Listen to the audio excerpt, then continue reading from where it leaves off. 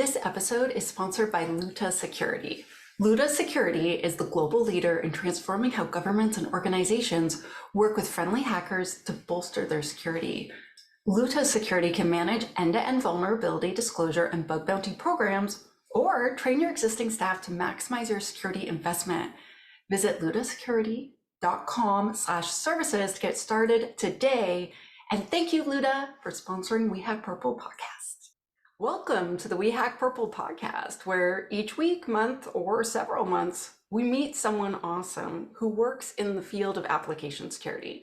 I'm Tanya Janca, your host, and with me today is Mick Douglas. And Mick, would you mind introducing yourself just a bit? Sure. Hey, everybody. My name is Mick Douglas. I'm the founder of InfoSec Innovations, and we're a boutique security consultancy that helps organizations improve their security posture. We do both offense and defense. We focus primarily on defense because, frankly, that's what's more needed right now. And, I love doing AppSec. I've been a developer. I've been a DBA. I've been a sysadmin. Probably consider myself still a sysadmin at heart. I'm more of a hacker when it comes to development, but I love the state of things now. Like, we've got all kinds of crazy cool stuff that we can do with pipelines and cloud automation and orchestration, and I'm having a blast. Awesome. So I met Mick because both of us are faculty members at ION Research. And so ION's research is, how do I even explain what they do? It's kind of like a think tank, sort of, because we write position papers on different aspects of technology and where we see information security and cybersecurity going. There is a consulting group or like consulting service, and then there's also the Ask an Expert calls, which I do quite a few of those.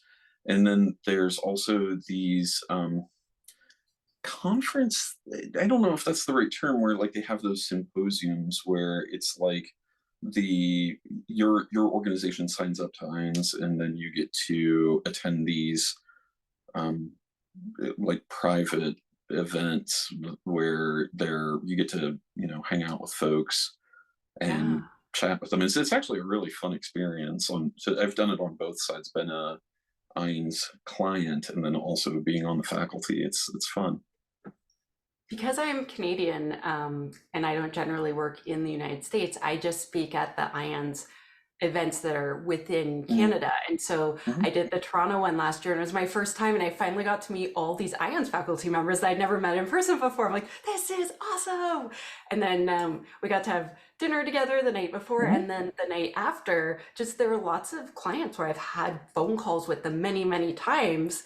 And so I like them. And I was like, I don't know if this is weird, but do you want to come have dinner with me and all the faculty? Because like, I think it'd be more fun if you were there. So like lots of them came out. We had this huge, amazing Thai food. It was awesome. And so when they came out again, they're like, oh, we're going to do, I'm like, me, pick me. Everyone, I'm going to Toronto. So I think in May, I'm going to be in Toronto again, which is pretty cool. So yeah, they're so fun. Mick, you should come to Toronto. Oh, I love Toronto.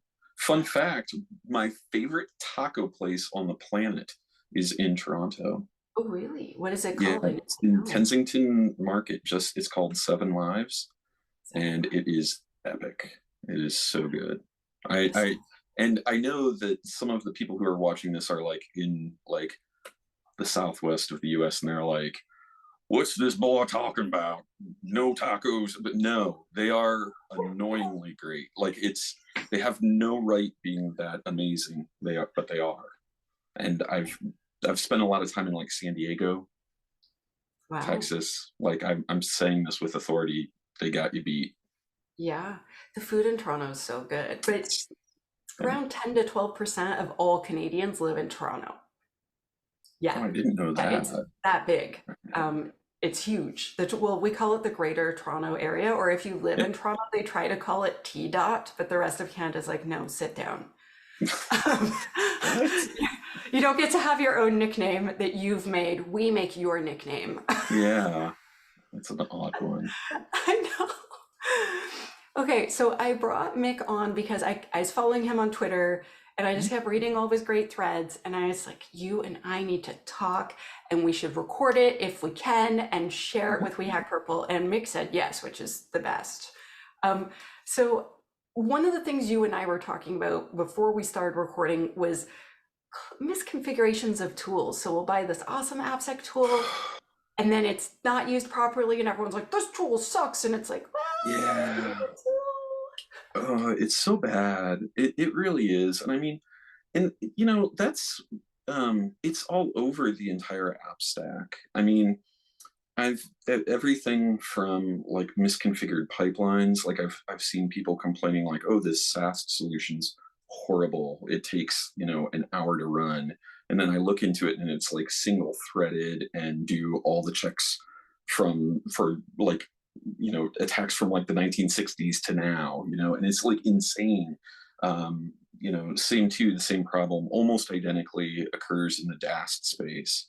But then, you know, when you get to production too, I see things misconfigured all the time. Not too long ago, we were doing a web app pen test, and during the readout of, you know, how we were doing, we were sharing, you know, here's the techniques that we used, and one of the senior developers was like, man, you guys did a great job bypassing that WAF.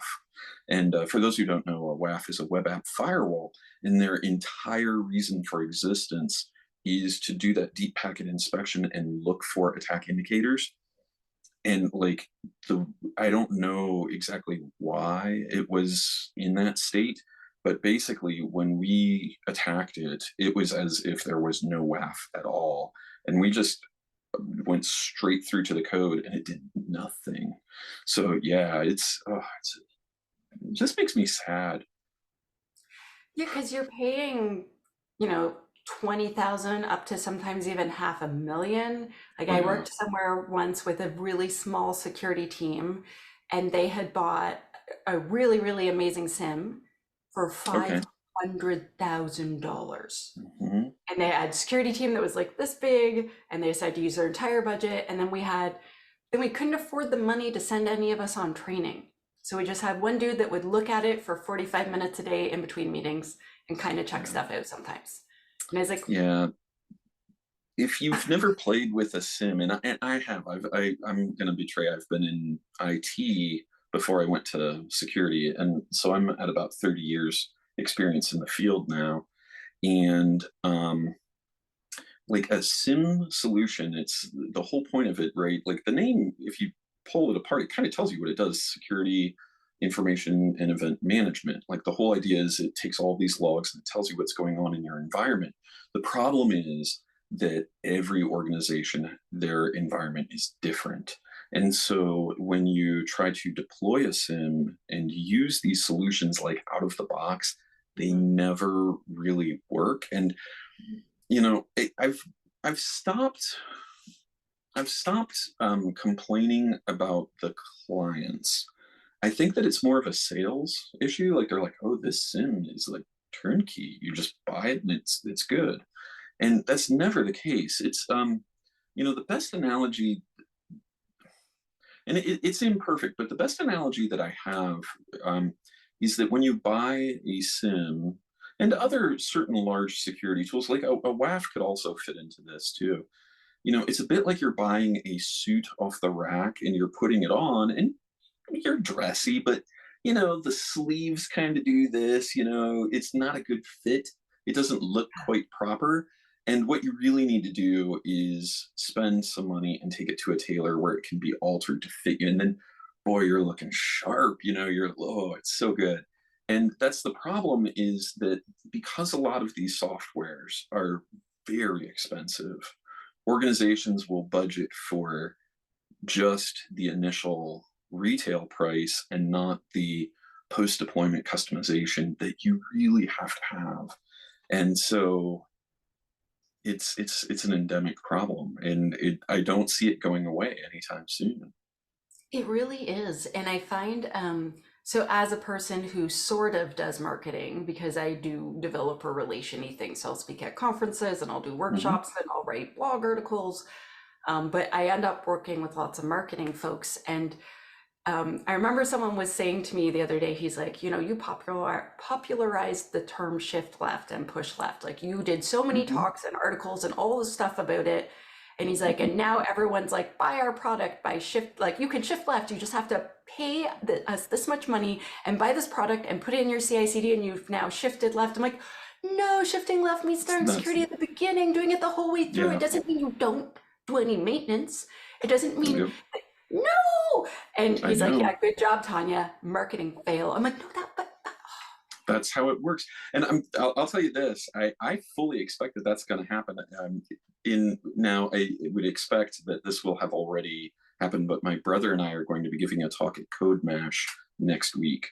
And I am going to be launching my corollary, which is shift right. And what we're going to be doing is talking about how you can deploy active defense and do all kinds of countermeasures that, like, there's some things you can do to pen testers and attackers that is just out and out cruel. And we're going to be baking that into the CI/CD pipeline. And it's going to be a blast. It'll be awesome. And the thing is, I know that that's going to happen, that it will become corrupted and people will be like, well, if you buy the Hackatron 5000, you too can auto shift right. Because like that's, and we see that over and over again, you know, like zero trust. How many times, like zero trust is a concept of how you architect your environment and how um, systems have to continually prove that they are authorized to do these interactions. And people are like, hey, I need to buy the zero trust tool. And you're like, that's not a thing, yo, like at all. And they get quite cross when you're like, that's not how any of this works. And you know, if I could wave a magic wand, it really would be that you can't buy a technical solution. It's you have to implement it. You have to bake it in. Oh, yeah. Like, I mean, a total rant. Oh, okay. I don't know if you'll edit this out or not, but like a total rant. I've been doing this for a very long while, and I remember what it was to put a machine on the internet before firewalls. That was some of the stuff that I did in my first systems administration job. And shortly after firewalls came out, people started to just very rapidly lose care, you know, because, oh, well, you know, the firewall's going to protect me. Oh, the firewall's got it. And I mean, maybe it does, maybe it doesn't, you know, but I'm just surprised at how many times we think that we can tech our way out of the problem, and we can't. You know, Bruce Schneier famously once said, if you think technology is the solution to the problem, you don't understand the problem and you really don't understand the technology. And like that's one of those things where like that is ground level truth. And I like everybody needs to kind of take that to heart and revisit their entire way of doing everything based off of that. I definitely agree 10,000%. As a person who gets hired to create content quite often, I'll be like, no, a shift left DevOps platform, your platform doesn't do DevOps. And also your Yeah. platform doesn't shift left. And also, I'm like, that's not even a sentence that makes sense. And they're like, we're going to shift left our DevOps action with zero trust. And I was like, no, those are words, but there's no sentence that doesn't mean, and they're like, well, what? I'm like, doesn't mean anything. I kid you not, Mick, like just over a year ago, I had this company and they're like, okay, so we've made an image for you of like what the system development life cycle looks like and like where our product will fit into it. I'm like, that's not the SDLC. That's something else. It doesn't have the 5 steps. It's not even the DevOps eternity. So it was just like but they're like, then there's building, then there's coding, then there's integrating, then there's UAT, then there's quality assurance. I was like, so those are testing cycles, most of them, right? Yeah. And they're like, no, Yeah. it's the SDLC. I'm like, it's not the SDLC. So I'm confused what you want me to talk about in this article. And they're just like, oh, well, our marketing team made that image. I'm like, oh, okay, I'll make you a new image. I'm like, I can't write an article and have my name on it that's factually completely incorrect. That's not okay. And it didn't work out. We'll just leave it at that. It didn't work out. Okay. But you and I were also, bonkers. I know, and this is what, like, I see a lot of this where they hire really, really smart marketing people, and they're like, Mhm. we're writing these search engine optimized articles, and I'm like, this is just a list of definitions. There's not an article here. There's no story. There's no opinion. There's no prescription. You're just like, an API is an application programming interface, and I'm like, that's True. correct. It's not interesting.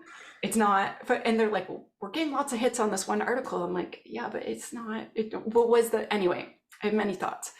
But you and I were talking about, because so you and I have to walk this weird line. So we have clients that we help with stuff, right? And we want to, like the way you worded it was a loving but firm discussion. And I find that I have to have the more firm discussion with the security folks than the software Oh, developers. 100%. Oh my gosh, yeah. So, and I think that one of the things that I'm forever grateful is that I started off as a developer systems administrator, because like some of the things that I've heard practitioners in the cybersecurity space say are just they're completely divorced from reality, like completely nuts. And so like frequently I feel that the security teams, if they don't have that, compassion's not the right word, empathy or just experience, they're going to be making recommendations on like, well, this orange book on page 783, it says we have to do the thing. And you're like, well, yeah, that's cool, but like that doesn't apply because XYZ. And they're like, but on page 783, and you're like, what, like, do you understand the words that are coming out of my mouth even? And I feel that a lot of security practitioners, unfortunately, don't understand that they're not in a position to say no. They're not. Like, what your job is to do is like, hey, business, go do your thing. Hey, devs, go do your thing. And I'm going to make it be as tamper evident as possible. I want it to be as resilient as possible. I'm not there to say, like, you can't use this framework or you can't do this thing. And yet, I see a lot of practitioners try to do that. And that's nuts. I just don't get that. I have worked with so many security practitioners where they just intentionally slow things down because they can't work at the speed the developers are going at, or because they're arriving so late. Like they'll say to That me, well, I don't know when a new project is starting. So then, eventually I get a hold of them as they're trying to go to prod. Like I get invited to a change management meeting. I'm like, do you talk to, I have spoken to several AppSec people that didn't know the names of any of the software developers. I'm like, well, don't you work with them? Don't you talk to them? They're like, why would I do that? I just go to the change management board meeting and it's like, they have the paperwork or not. And they're like, I sent them this 80, I kid you not, I worked one place, the guy made an 80-page template that he expected them to fill out because it would take him too long to have a 1 hour meeting with each team and ask the questions and do like a live threat model. And so he put all the work on them. And I was like, no one's going to fill this piece of crap out. And so me and one of the other team members came up with a 3-pager. And it was just like interview questions, and there was some yeses and nos. And then it's like, if you have this many yeses, we need to talk. Right. And I was like, and we'll go through it with you in person and just like ask you the questions. Or if you want to fill it out on your own time and send it to us, if you have this many yeses, we need to talk. If you don't, you're cool. mhm. And he's like, no, that's not secure enough. And I want this. And so no one would fill out his template. No one even wanted to read it. And he was sulking and upset. And I was just like, it's not my job to be your friend. It's my job to make sure I reduce the risk of these applications. It's my job to make sure management understands how safe or not safe they are and do my best to help them be safer. Have you had run-ins with security teams that are specifically noteworthy that you Well, could share? I'll own it. I though I wasn't that bad, I did have those tendencies when I had my first security, like full-time security job. And even though I was sensitive to the like how the software development lifecycle works, I was taking some. Let me put it this way: um, common, knowledge isn't always so like great. You know, the common wisdom isn't always so wise, kind of a thing. And so I was parroting some of the things that the security team that I worked at was doing, and because it was a new org, and so I was like, oh well, this is a very different software development life cycle, and this is what they're doing. And after I'd been there for like just a week or two, I was like, man, this is madness. Like, why aren't we at the project kickoff? Why aren't we like saying like, hey, you know, this project never deals with this kind of data, and like, you know, therefore it's a lower risk. And I started off on a kind of a rocky footing, and then they hired somebody to lead the security efforts. And Bill, if you're watching, hey buddy, he gave a really, really great analogy that I still use to this day. And he said, look, as the security team, we don't say no ever. And that's what we have to live with. And so if the business comes to you and says, hey, I want to jump off a bridge, it's our job to say, well, okay, what about bungee jumping? Is bungee jumping okay? No, you don't want to have your feet tied to anything. Okay, base jumping. You want to base jump? Let's base jump. Don't like the parachutes. Okay, well, so here's what we're gonna do. We're gonna get that life insurance policy all glossed up and, you know, everything, and then we're gonna have like, you know, rescue divers at the bottom, and we're gonna, you know, Or do when you everything we dive. can. But like, if they want to jump, they get to jump, you know. And it's weird how adversarial I think a lot of security professionals can be. And I think that security is a four-letter word in some orgs with good reason, unfortunately. Oh yeah, I have this You've done. friend, and we're on a panel together, and someone was saying, you know, what do you say to try to like work well with developers? And she said, every meeting I go to at Google where they haven't met me yet, I go, hi, I'm from the security team and I come in peace. And she's like, everyone laughs. And then I explain it's my job to help all of you make a more secure version of whatever you're doing. I Mhm. want you to get to the finish line. I'm going to help you get there. And it's going to be a tougher, more rugged product. And I was like, Mhm. yes, yes, yes, yes. Well, you and I were talking before, and I feel like this goes into this. We're talking about when we had our first app that we made pen tested. Do you want to Oh share a yeah. little bit of that trauma story? Oh, so I was working at a marketing firm at the time, and they've since been bought. But at the time, this marketing firm was like huge, huge, huge. And as part of that, one of these marquee clients of theirs said, like, hey, we want to get a pen test. And I was like, sounds great. And because I had been a DBA, like I knew what SQL injection was and I knew how to prevent that, but I knew nothing about, you know, cross-site scripting, command injection, like just wasn't on my radar. And so we got this pen test, and right, the first time you pen test any web app, it gets shredded because you're not doing the input sanitization. We were especially not doing the output encoding. That really bit us. And you know, the pen test report basically looked like they took a sheet of paper, dunked it in red ink, swirled it around a little bit, shook it off, and then said, "Here you go." And so I got the report, and like, you know, it was fair, like the findings, but the problem that I had was the guidance that they gave was garbage. It was just like completely like, and so to be fair, some of the findings were dumb too. Like there was one finding like attackers could script filling in this form and fill up your table in the database. I'm like, well, yeah, but it's a contact form. Like we don't like, if we get a lot of contact info, that's great. If it's fake contact info, we did ignore it, you know. But that like got marked like a high, and I was Uh, like, what are you smoking? So we had this report readout where they were going to explain in more detail, only they couldn't. Like they were not, they didn't understand at all, like web development work at all.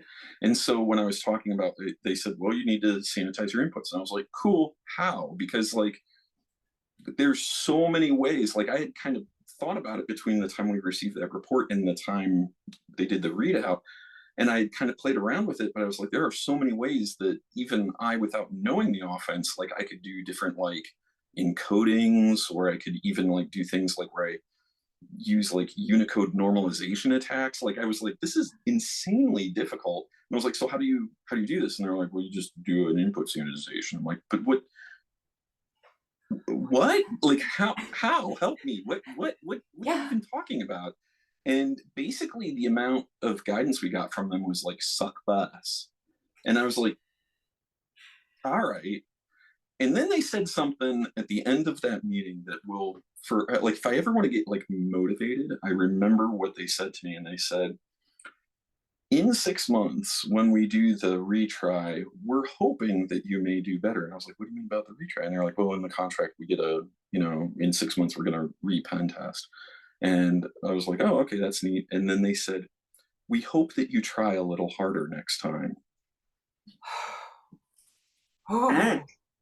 And Oh. I literally, I was one of the last people to even get up from that conference table. I was just like, I will do bodily harm to these people if I get up, because I don't think they realized how hard that hurt what they just said. And so I spent buku amount of time learning how to do input sanitization. And that was actually when I found about OWASP, and mad respect to OWASP. So we, started doing these sorts of things, but I went one further, and I put all kinds of honeypots and honey files and honey directories and all these things. And when that we implemented every single thing that we thought was fair, like the filling in the form field, whatever. We ignored that, but every single finding that was legitimate, we addressed every single one. And we put in all these honeypots, all these honey tokens, honey user accounts. We even put a couple honey entries in the robots.txt file. Mhm. So like we had like a disallow/admin. Like if you're an attacker and you see disallow/admin, you're like, I Yeah. gotta see what's in that, right? So as soon as, and the way we scripted it is we had a little script that was watching the access log on the Apache server. And if you hit these things and generated a 404, all of them were 404s. There were a list of 404s that were the honeypots. We would add you to the local host's firewall rule, so you would be blocked. And it was Yeah. awesome. And within a few minutes so anyway, we made all these changes and we invited them back early because we were ready. Like, and they're like, there's no way you're ready. And I'm like, oh yeah, we're ready. Come in. And so they started attacking that same web app.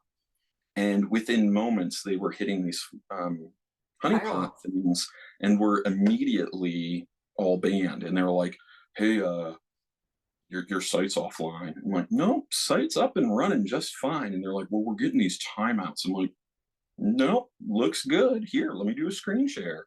Site's loading. Here's at the time we were using Nagios. Hey, look, here's Nagios just showing everything's aces on this. And they're like, did you do something? I'm like, oh yeah.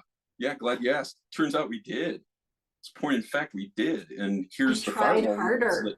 that block you. And they were like, well, you can't do that. And I'm like, the hell we can't. And they're like, well, this this is not how you have it set in production. And I was like, you are on production. Like that is the production environment that you're going against. We have this running in prod. And they're like, can you turn that off? And I'm like, I'm sorry, did you want me to lower the security in our prod instance because you can't hack it? And they're like,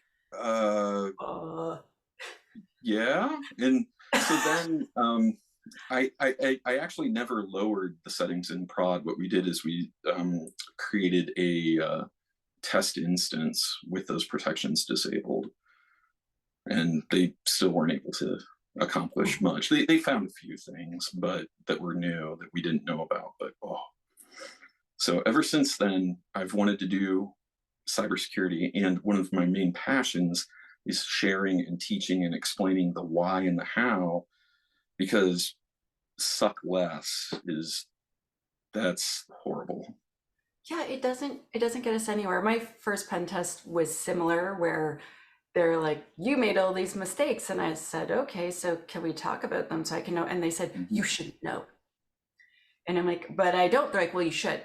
And so then it took me 3 tries to pass their little scanner because their Mhm. scanner would, it was way back in the day and it would only scan certain vulnerabilities and you had to run it again. You had to pay each time you ran it, and it would only do certain tests. So you'd have to run it a bunch of times to get all the tests. It was a very weird, Oh, I yeah. think I know which vendor that was. Yeah. And so it took me 3 tries to pass. And then, I was talking to the security person, wow, that was hard. I finally passed. And he said, well, if you were a good developer, there never would have been any vulnerabilities in the first place. And I was like, oh, okay, noted, buddy. And he was just so adversarial. And we called him and the other guy on his team Dr. No. And the Mm. devs would just hide from them. No one wanted to work with them. And then after maybe 3 years, they hired this lady who I still am in touch with and still thinks is amazing. And I remember her showing up to meetings. She's like, hi, I'm so and so. I'm at the kickoff meeting. I'm your security person. I am your human that will help you with all the security things you need. I don't know every answer, but I will never give up till I find it for you. And she was awesome. She didn't know all the answers, it's true, but she would always help me find them, whether it be like introducing me to someone that knew. Or I remember her coming up to me and she's like, hey, I got you a present. And then she dropped the Microsoft SDLC, like secure SDLC textbook. I was like, boom. And I was like, is this Nice. a gift or a punishment? And she's like, it's a present, trust me. And she would do things like we'd be in a meeting and she would admit when she didn't know something. And she'd say, you know what, I don't know, but do you have time tomorrow on your schedule? And we could whiteboard out a solution together. And he's like, who are you? And can we clone you and get rid of those two Mr. No's? And this isn't a gender thing. I'm not trying to make it like that at all. It's just she had this different way of doing security. And so when I switched into security, I was like, remember the security person who was your favorite of all the people you ever had to engage with, and think, would she do that? Would she yell no across a meeting table, Tanya? She probably wouldn't. Um, and I found that really helped. But a thing that you said that really struck me is try harder. And I have found, so that is used in marketing by some training companies. It's used in marketing by a bunch of different companies where it's like, if you don't have your product, you'll die, your children will die, and their children will die. It's like, wait, my children are what? And they just, they put this fear into you and this, Mhm. I would equate it maybe with toxic masculinity, where it's like, you got to try harder and you're a failure if you're not doing this thing. And like, as a female presenting individual who's always been a chick, I haven't had people kind of do that before where they're like, well, if you just tried harder, rather than like them saying, oh, like, this is the solution, or like we could look here or whatever. But I've had a lot of male colleagues tell me like that they face that a lot from other men. And I don't know. Yeah, I think that I equate it more to a skills issue. It's real easy to say, "Oh, try harder," because then you're pushing the problem to the other party. It is way harder to say. One, it's way risky to say I don't know something because that puts you in a very vulnerable spot. And I would be lying if I said I never got people upset by that. Like I was talking with a potential client about 2 3 years. Oh no, it was before the pandemic, and I said, well, I don't know, but I could research this, and one of their C-level people was like, oh well, we're hiring people who know this stuff, and I was like, okay, well then I guess we're not working, and they were like, what? And I was like, I don't like, my company's doing well enough that like us winning this contract is not going to make or break us. Like I want to be clear, I would love to work with you folks. Like I love the mission you're on, and it's neat. But like like I I would hope that you take that as me building credibility that I admit when I don't know something. And they're like, no, we want somebody who knows this stuff cold. And I was like, okay, like peace out. So like there's weird aspects of that, but in the main I see people that are doing that sort of like oh, it's on you, are the people who don't have the who just aren't as skilled. Because the people who tend to be like the stone cold killers at this stuff, they got nothing to prove. In fact, they're usually the kindest people. They're just like, oh yeah, let's explore, let's play. Like, I once was playing around with a tool that I wrote, and somebody was like, oh, I don't know how this would work against the tool, this defensive tool that I wrote. And I was like, well, we could like jam on it. And he goes, yeah, hold on, let me like pull up the code right here, right now. And I'm like, mad respect, like, let's do some science, go. And so like the people that are throwing attitude, it's usually a defensive posturing type thing. I find that a lot. And you and I were talking about, sometimes security people, they'll give unactionable advice. Like I was working somewhere and the dev kept, so I got pulled into a thread, and basically the dev had asked a bunch of times for help, and the security person had responded with a link to the main page of NIST, which is like a governmental organization in the United States that puts out really awesome policies that are really helpful, but are very, okay, I'm trying to be positive. They offer a lot of security guidance, and there is a lot that's quite good. It's verbose, it's highly Yes. like legal in the way it's Incredibly dry. I and sometimes long. jokingly say it will cure insomnia. Yes, and I was explaining to the security person, and they're like, yeah, then the dev went away because now they had the answer. I'm like, no, what you did was the equivalent of getting all the security people in a room, us all giving the middle finger, then taking a picture of us and then emailing it to the dev. That's what I would No. interpret that as. It says, go away, I don't want to help you. And of course, that's what happened, right? The dev, and then the dev wrote their own encryption, which was double base 64 encoded. Just to be clear, Mick, it wasn't just a single encoding, it was a double encoding when I found it 4 months later and had to fix it. And he's just Okay, like, for the oh, record, yeah. anybody who's watching this, friends don't let friends write their own crypto. It is real easy to write encryption that you can't crack. But it's, And that's it. That's as far as it goes. yeah, it's not Because hard for somebody someone else, that's good at I that. assure you, will. This episode is sponsored by Luta Security. Luta Security is the global leader in transforming how governments and organizations work with friendly hackers to bolster their security. Luta Security can manage end-to-end vulnerability disclosure and bug bounty programs, or train your existing staff to maximize your security investment. Visit lutasecurity.com/services to get started today. And thank you, Luta, for sponsoring We Have Purple podcast. Oh, Yeah. And so, do you have other examples of like super non-actionable advice, or just like plain, completely discouraging, why are you being so mean to me style advice? well, one thing that I find very odd, and this is because I come from a more of a development mindset. It's really weird to me that security teams don't treat findings like security flaws as defects. And so, like, most security teams, they're like, hey, we ran the scanner and there's this issue, and therefore you need to fix it. And then the devs are like, I guess, okay, like, and it's very disruptive. Instead, like, it should just be treated as a defect, right? Like, you have a linter program, and you can still have things pushed to prod if you're not 100% linting Yeah. 100%, right? Like, that's, you can do that. And I find it really odd that security is treated as like this binary thing, that you can't have any security defects at all. Like that like, that's weird. That's just, I don't understand that mindset. Now, I want to be clear, the defect floor is a thing. Like, if there's a security issue that's above a certain threshold, absolutely it should not be put into a production environment.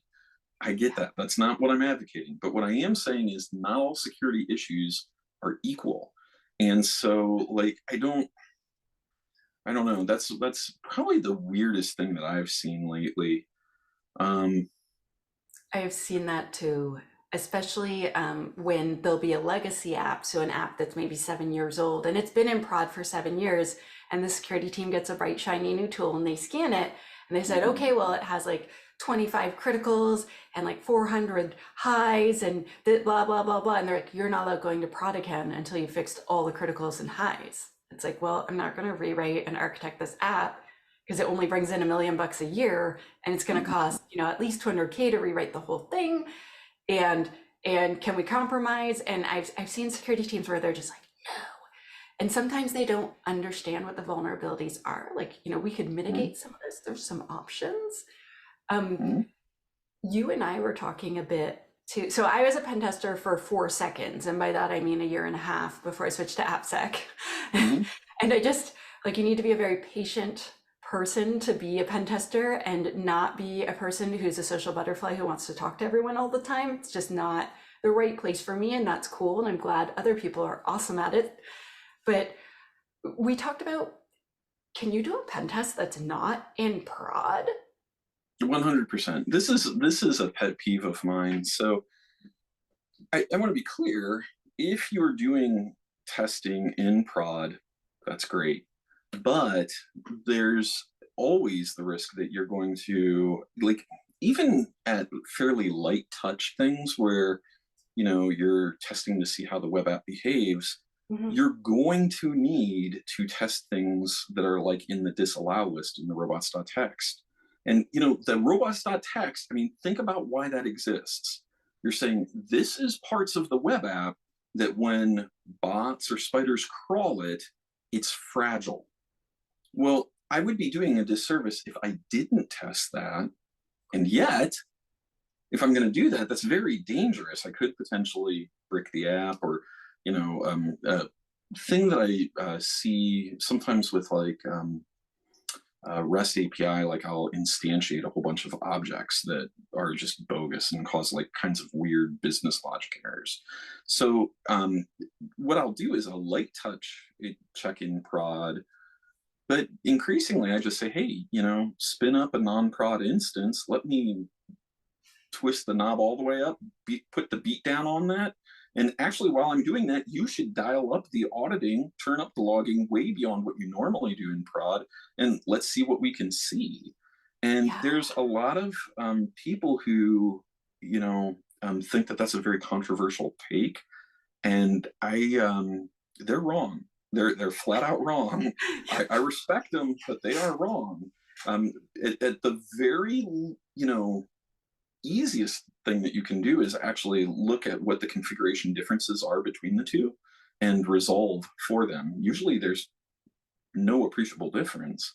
So I don't know, like I find it really epically strange that so many people want to die on the I must test in prod.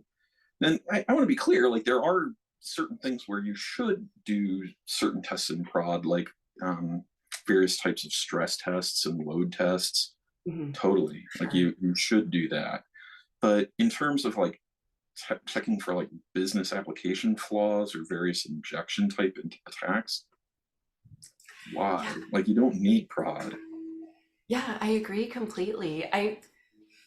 So you and I were also talking about where, so I don't really do pen tests anymore, but I did a security assessment a few months ago just as a favor for a client because they were buying yet another company, because all that client ever does is buy other companies. But anyway, I digress. And that's their big business thing, is to buy all their competitors, be very nice to them and acquire them. And so I remember them saying like, oh, well, we already had a pen test. And I was like, oh, that's great. And I'm not like that. I'm going to shatter your app into 1,000 pieces person. Like that's not my experience level with pen testing. And I just ran like a quick DAS scan, and I ran, some SAST, and I was like, ran a secret scanner, and I found their live production banking passwords in clear text that were live, and it was terrible, right? And I immediately called the company in question and reported that before anything else. But I found like many injection flaws, and they're like, but we had a pen test. And I was like, yeah. Oh, this makes me so sad. So I've got some questions for you, and please don't break NDA, but how did you validate that was a real, the real banking creds? I just called them and I said, hey, so I Oh, found this. yeah. And they said, oh, and then I was like, could you go look at this line of code and tell me? And he's like, oh my gosh, that is it. And I was like, I Oh need you to boy. go change it right now. Yeah. I'm not going to run any more tests. And I didn't tell the person that hired me either, because it's not their business to have the password. Like I told them I found a credential, but I'm Yep. like, I'm not going to share it with them or anything. Like this is not my information to share. But I just called and asked. And I asked them lots of questions to make sure they were okay. And I was like, could I do some testing not in prod? And they were like, I thought you had to do it in prod. And I was like, depends on what we're trying to do. But the first thing we're going to do once we decide you're safe is bring you into their cloud provider, right? And so you're going to have all the availability you want, ideally. Yeah, so yeah, just calling and asking and just making sure things are okay. I do a lot of check-ins to if I'm Should. testing Yeah. something. Years ago, I worked in the Canadian government and I just switched departments. I'm this brand new pen tester, and I was supposed to fill out a form before I started testing things. And so I filled out the form. I'm like, I'm so official, like flip on my desk scanner. I'm like, let's start looking. And this lady runs into my office. She's like, oh my gosh, is that you? Is it? Yes, I think so. She's like, why didn't you fill out the form? I'm like, here's my form. And she's like, no, there's two forms. There's two separate forms for the same thing. She's like, yeah, because that team never shares their form with us. So then we don't know. Okay, so I filled out two forms from then on. And then maybe Yeah. like 8 months later, one day I'm like, just doing my job, chilling. And the lady runs into my office and she's like, Tanya, is that you? And I was like, no. And she went and asked all the other people, and we texted the other people on the team, and it was none of us. And she's like, I have to go. And she just ran out, and I didn't see her for like a few weeks. Oh man. Yeah, so. Yeah. That's when stuff like that happens, it's always weird. It doesn't happen nearly as much now, for like a couple reasons, I think. But for a while, I had a real bad run where I would be doing a pen test and I would say, like, oh, just as an FYI, here's some artifacts that the last pen test firm left behind. And on this particular machine, you just want to let them know. And they're like, you're our first pen test. And I'm like, oh no. And this is like Tuesday morning on a week-long engagement. And I'm like, do you want to flip this engagement into incident response, or like, am I done? Like, you tell me. Like, I just want to be clear, the money is spent. Like, I'm here All week, folks. but you tell me how to do this. And like, yeah, and like I had that happen at least, I would say, almost once a year for like a good 5 6 years. I would like find a web shell or like a password cracking file, and stuff like that. And I would just be like, Oh, man. oh no. Earlier in this conversation, you talked about a honeypot, but I was wondering if you Yeah. could just briefly explain for anyone that's a newbie, kind of the idea of honey and why it's Well, attractive. yeah, so there's actually, it's not just for newbies. So there's a lot of misconceptions about what honeypots are or what they can be. So the concept of a honeypot is it's a thing that you entice the attacker to interact with. And because it's not a real like machine or a real account, any interaction is suspicious. Like, it shouldn't be interacted with at all. So like, probably the easiest honeypot to do is a honey user account, and you will put that honey credential in like a configuration file and just leave it, and then look for failed login for that particular account, because it's not a real account, or it's disabled, or you've done other things so that that account isn't viable. And those sorts of things are great. The thing that makes me a little upset is, when you talk with certain security professionals, they will tell you that honeypots are very expensive and difficult to set up and maintain. And that's true to a point. What they're talking about are high interaction honeypots, where they're simulating things like networks and entire machines like that aren't real. That's not what I I will work with those, but it's rare. I have no problem doing it. It's just that typically for most orgs, you're not going to get that big of a return on your efforts. Yeah. So instead, what I like to focus on are very minimal interaction, very low cost, very easy to use honeypots. And I know easy is like kind of judgy. Normally I don't use words like that, but in this case it holds, you know. Like in a robots.txt file, I'll put a reference to a non-existent directory. Or I will like another one. This is a great honey technique, and I actually learned it on a pen test where I was the pen tester. This site had a form field, and like any good pen tester, I'm looking at the source code, and I saw that there was a hidden value that said actual price, and I was like, hell yeah! So I modified the actual price and got locked out of the system immediately, because what they had was on the server side, they had to check to see if the actual price value ever deviated off of what the listed price was in the web form. So Oh, like you can do all kinds of crazy stuff like that, and it's wicked effective, and you're basically turning the attackers' expectations against them. One of my favorites, and this is such a relatively low cost, low effort one to do, is have cookies, right? Like your site's making like, here's your session ID or whatever. I will add an additional cookie value of, and name it is admin, and set it to false.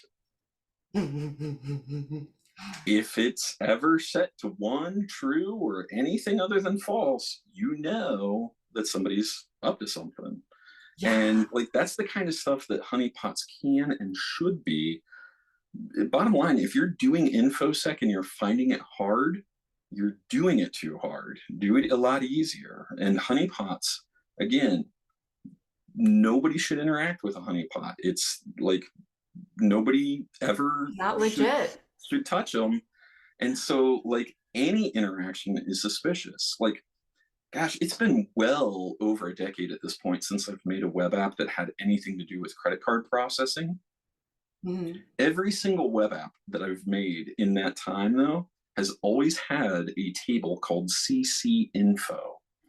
Ah, And I populate it with actually, like, you can go online and generate like fake usernames and fake Visa, MasterCard, etc. I mhm. fill it with like a couple, like 10,000 accounts, or I'll name it like CC today's cash, right? Or like pending processing, CC pending processing, right? Like those are the things that like as a pen tester, I can't not touch that table. Like, yeah, you're like credit card info, boy, oh boy, we're eating good Ah. today. Like, no, you are not, because it's fake data. And like the only thing that would ever interact with that table space would be like your maintenance routines and like some backup utilities. That's it. And so it's a very low cost thing to turn auditing on just that, on that particular table. And any interaction beyond like those maintenance routines, you got them, they're busted. Oh my gosh, that's awesome. That's such a great idea. Yeah, I, actually, I I gave, mostly, sorry to interrupt, I gave a talk at Wild West Hacking Fest in 2019 on this, web apps dripping with honey. And it's oh, kind of fun. If you listen carefully, you can hear the audience at a couple parts are like booing me, because Wild West Hacking Fest is a fairly offensive forward mhm, conference. And there were mhm. pen testers at certain parts that were like, no, like Hey. somebody was like, no, don't do that. And I was like, yes, it's awesome. Okay, so I need a link to that so I can put it in the show notes because I Will do. definitely want to watch it and I bet our listeners do too. That's awesome. Oh my gosh, I could talk to you all day. I am Likewise, I'm definitely, having fun. I am supposed to wrap up now, which is hard for me Okay. to do. What would you like to leave our listeners with as an idea or a thought, or and then also I want to hear of anything that you want to promote, things that you're up to, maybe the name of your company in case people want to hire you. Well, thanks. So, the closing thought that I want to give you is that you can win at defense. Do not listen to the naysayers. You can build a tamper evident system. There's no such thing as secure, that doesn't exist, but you can make a tamper evident system that if you're monitoring, you will see what the adversaries are doing, and then you can react accordingly. That's our victory, and it's actually so much easier than trying to build secure, whatever that is. So go do that. And then as far as shout outs and things to pitch, my company is InfoSec Innovations. We're primarily defense focused. So like what we like to do is take companies' defensive fabric and elevate it. Like we'll tune their SIEM or deploy additional modules in the SIEM. We have a Sentinel service offering, which is awesome. Of course I'm biased, but I'm a fan. And we definitely do pen tests, but that's that's not all we do. We really like helping people rapidly advance their defensive posture. So reach out to us, infosecinnovations.com. And then as far as talks and stuff I'm going to push, I'm going to be, again, doing a pre-compiler and a talk at CodeMash next week. And be on the lookout on Twitter. My personal Twitter is @BetterSafetyNet. And I'll probably be releasing the pre-compiler portion of the CodeMash where we play around with pipelines. And not only do we shift left, we shift right. Yes. Oh, this is so awesome, Mick. Thank you so much for being on the show. Well, thank you. This was a hoot. And, if I may be so bold, please call me and I'd love to come back on again. Yeah, you have to come back. Okay. You won't have to twist my arm very hard at all. Awesome. Okay, so for our listeners, that was Mick Douglas of InfoSec Innovations. And I'm Tanya Janca, your host, as usual. Thank you for listening to the We Hack Purple podcast. I hope, if you have not already, that you have joined our newsletter and you have joined our community. And maybe you even go in the academy and check out some new courses we've got. But I digress. I will see you all next time. And Mick, I will talk to you soon.